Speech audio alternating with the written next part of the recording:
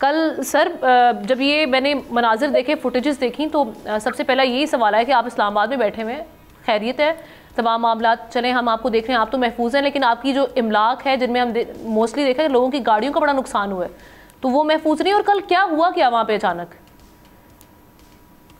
असल में आमना सब कुछ इतना अचानक हुआ कि किसी को पता ही नहीं चला। मतलब आप यूँ समझ लें कि ये 4:30 के करीब ये जालाबारी कहना चाहिए, और ये ओले जो पड़े हैं ये कोई 4:30 और 4:35 के 35 मिनट पे ये सब कुछ हुआ। उससे पहले मौसम बिल्कुल जिसको कहते हैं ठीक था, धूप निकली हुई थी। ऑल ऑफ ए सडन ये एकदम से हुआ, वरना वो कहते हैं कोई अर्ली वार्निंग साइन भी होते हैं ना, बादल गरजते हैं, वो भी नहीं थे। एकदम अंधेरा हुआ, उसके बाद फ़ौरन ये शुरू हो गया, और बारिश बाद में हुई, लेकिन शुरू में ओले बरसना शुरू हो गए। और पहले हमारा ख्याल था कि शायद हम जो मेलोडी मार्केट के करीब करीब हैं यहाँ पे हैं, वो आहिस्ता आहिस्ता पता चला कि E11 में और पूरे इस्लामाबाद में, उसके बाद में पता चला कि जी और शहरों में भी कुछ जगहों पे हुआ, पिंडी में भी हुआ।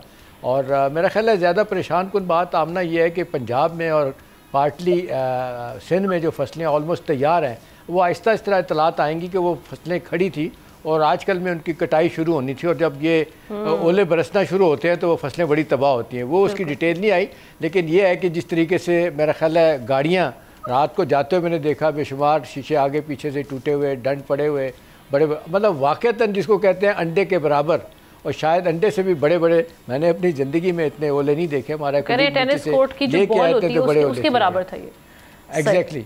फिर ये पत्थर की स्पीड के साथ लगते हैं, और तो और आप देख लें फैसल मस्जिद के बड़े मजबूत शीशे हैं, वो टूट गए, पानी अंदर चला गया।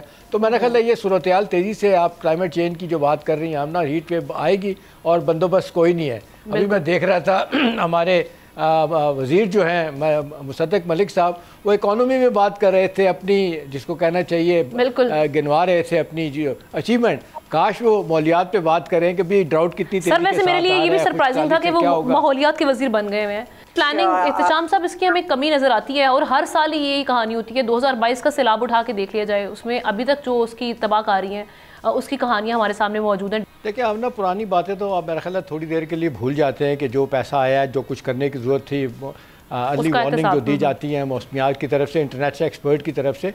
अभी जो मैं देख रहा हूँ कि पिछले 50 सालों में, अगर मैं गलत नहीं हूँ आमना, कि 50 सालों में पहली मरतबा अब ये तकरीबन 1 महीना पहले से प्रेडिक्शन आ रही हैं कि अप्रैल के एंड से पहले मुल्क में बेशतर इलाकों में दर्जा हरारत 50% से ज़्यादा हो जाएगा।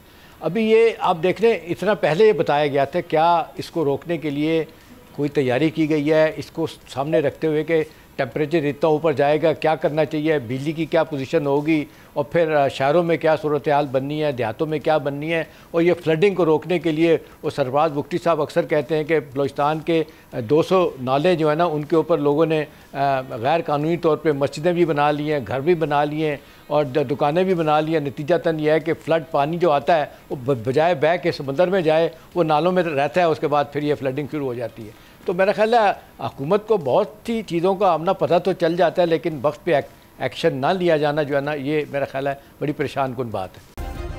सब्सक्राइब करें और बेल दबाएं ताकि कोई खबर रह न जाए।